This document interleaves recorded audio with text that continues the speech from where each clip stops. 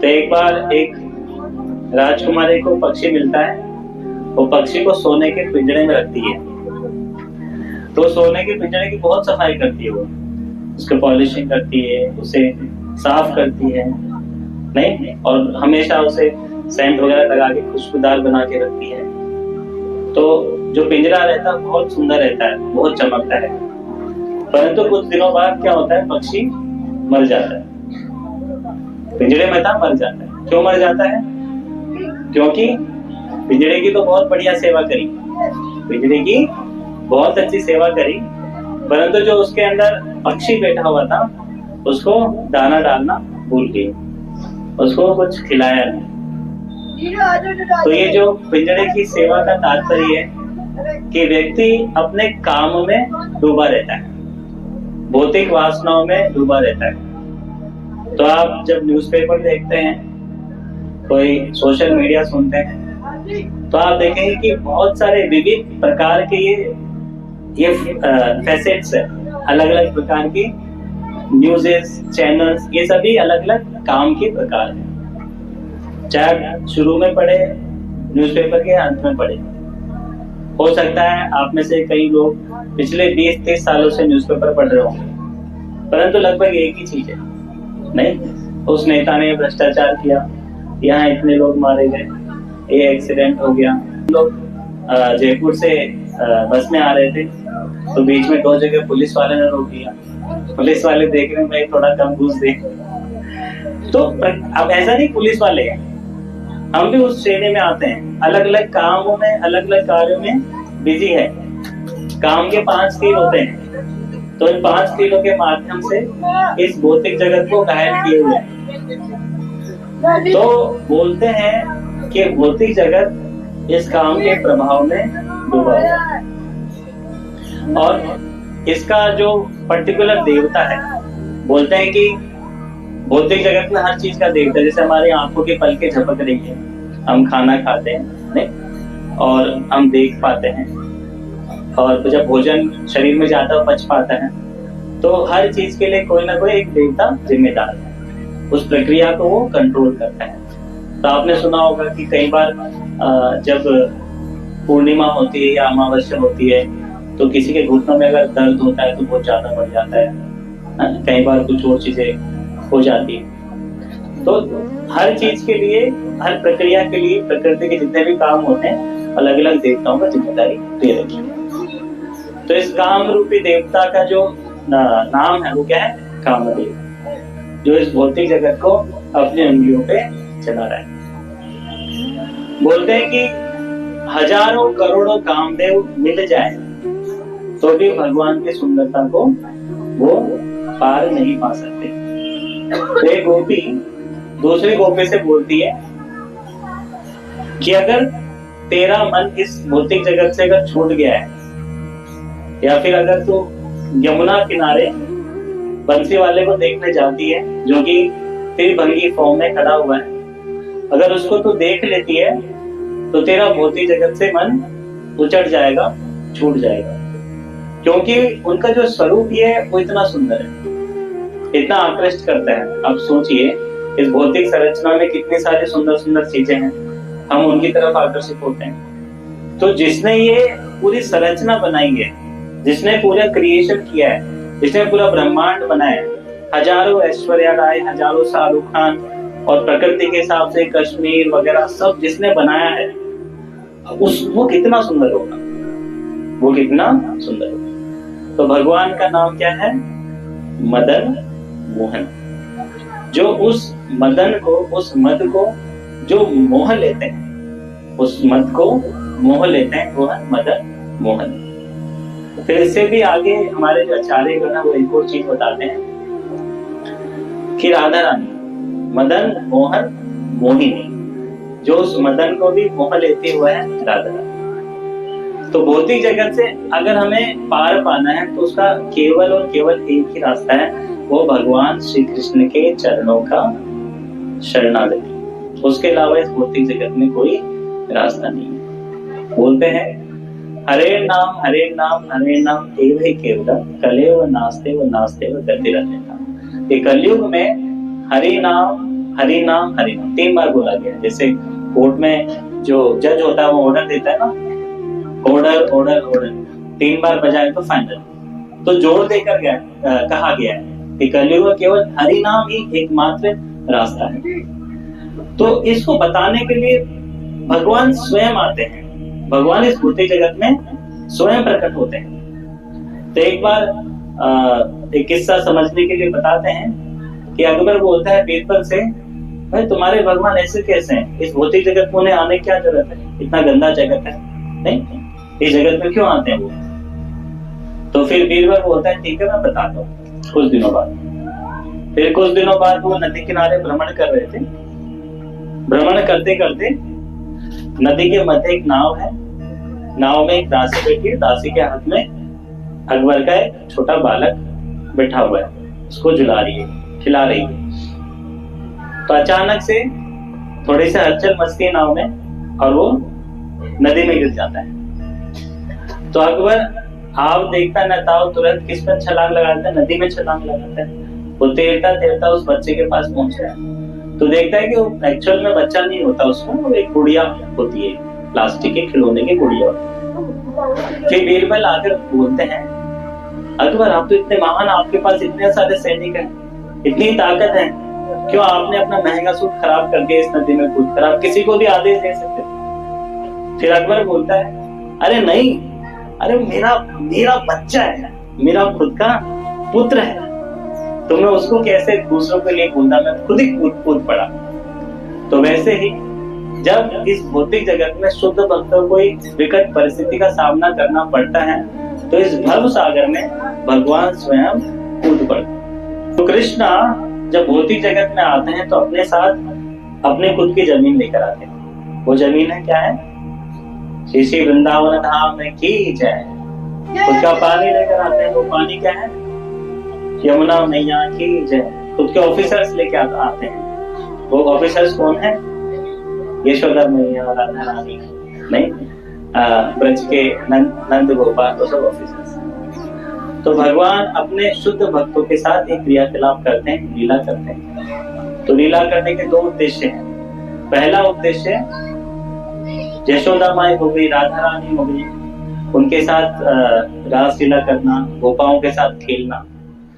और दूसरा उद्देश्य उनका ये रहता है कि जो मिश्रित भक्त है, जो बद्ध जीव है, जिनकी आसक्ति भौतिक जगत के काम में भी है और साथ साथ वो भगवान को भी प्राप्त करना चाहते हैं, तो उन्हें बोलते हैं मिश्रित भक्त। क्योंकि हम लोग चाहते हैं कि भौतिक जगत में भी हमारा साम्राज्य हो।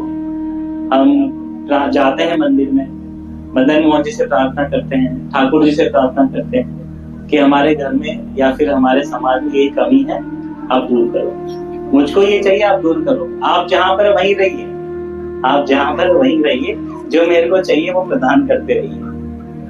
नहीं तो इसे मिश्रित भक्त। तो जीवन का उद्देश्य है मिश्रित से हमें शुद्ध भक्त बनना। तो हम जैसे भक्तों को आकृष्ट करने के लिए, अपनी तरफ आकर्षित करने के लिए, खींचने के लिए भगवान इस जगत में लीलाओं का अवगमन करते हैं। तो जब भगवान कृष्ण भौतिक जगत में लीलाएं करी तो उस समय जब वो गोलोक गमन कर गए थे, उसके बाद भगवान कृष्ण के परपुत्र वज्रनाभ, उन्होंने व्यक्तिगत रूप से कभी भगवान को देखा नहीं था। तो उत्तरा जी से पूछते हैं, उत्तरा जी विश्वकर्मा जी को बुलाती है और कई तरह के विग्रह बनाए जाते हैं। तो किसी भी विग्रह में कृष्ण का जो चलचित्र था वो एज इट इज वस्तुतः भगवान कृष्ण से रिजेंबल नहीं हुआ। तो एक चलचित्र में, एक विग्रह में कृष्ण के चरण एज इट इज भगवान से मिलते हुए नजर आया।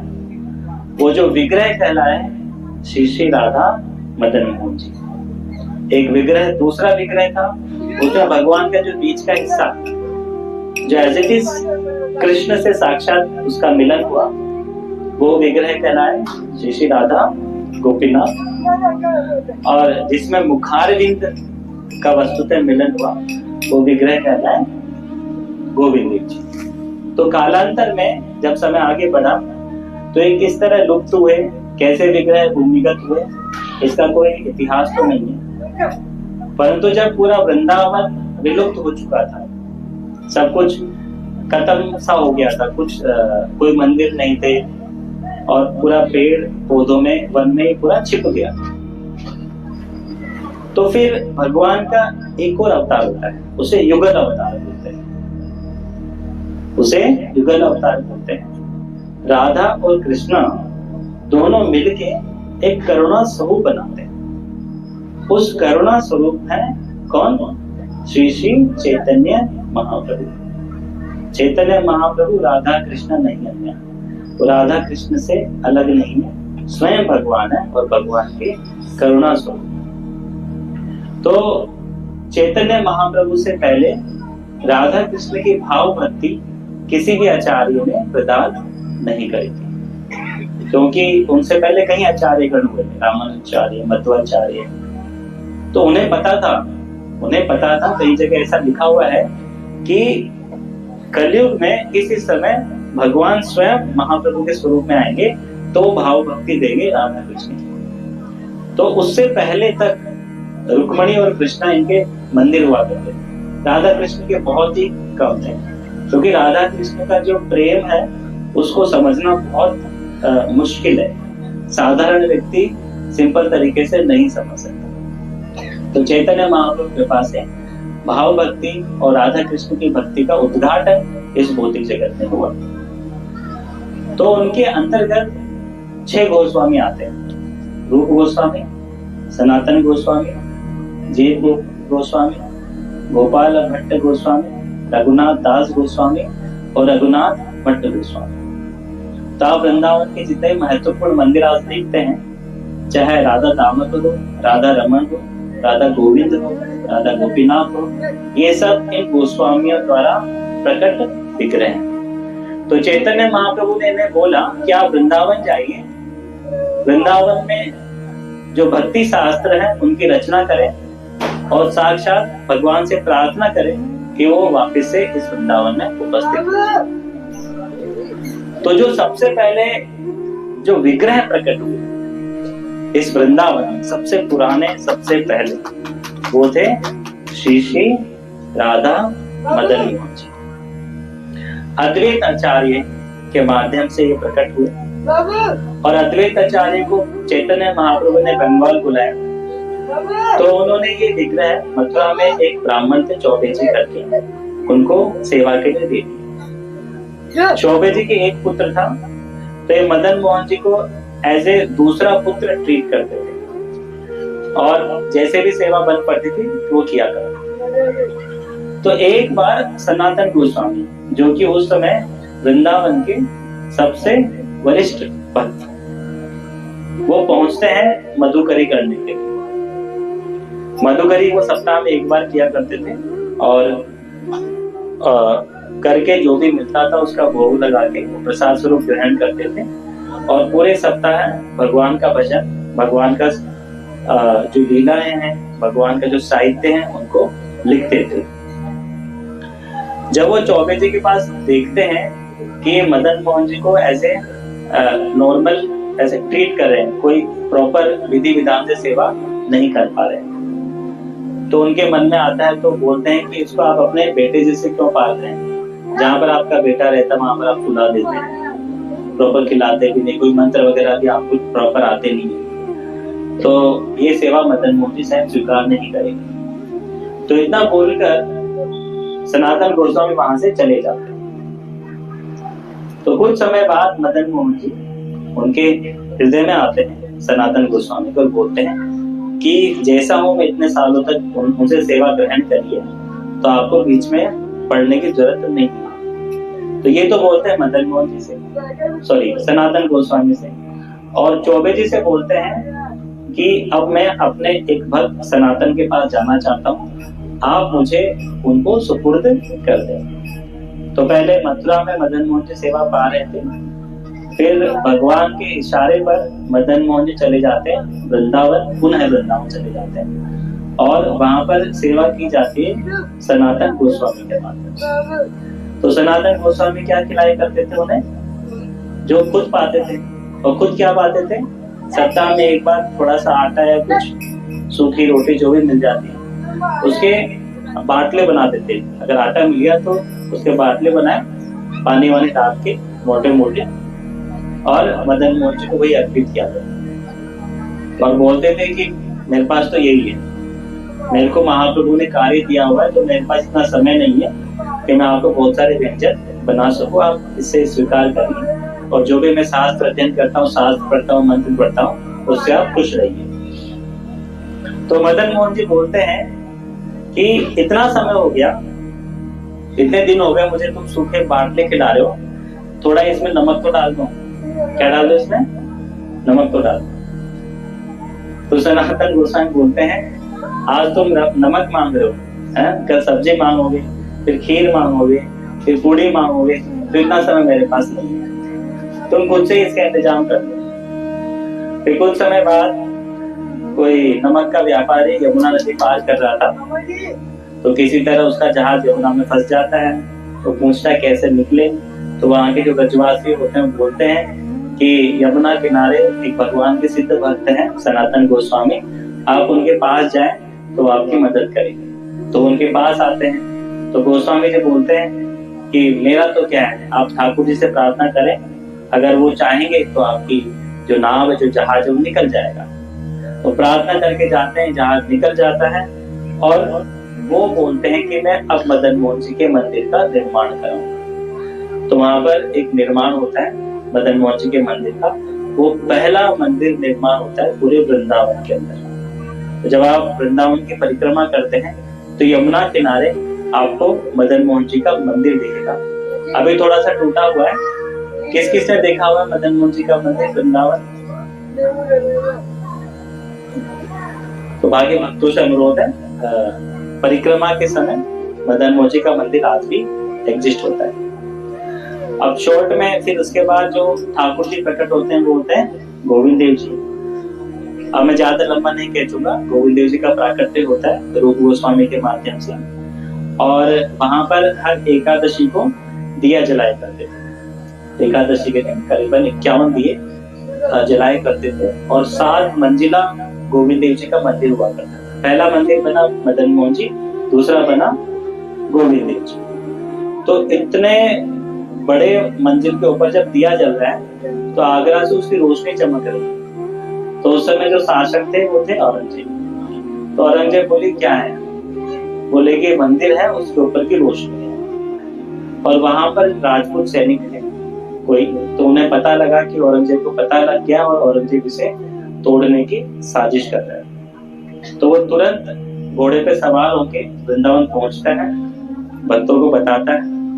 उस समय जो डिवोटी उनकी सेवा कर रहे थे वो थे शिवानंद प्रभु जी गोस्वामी करके।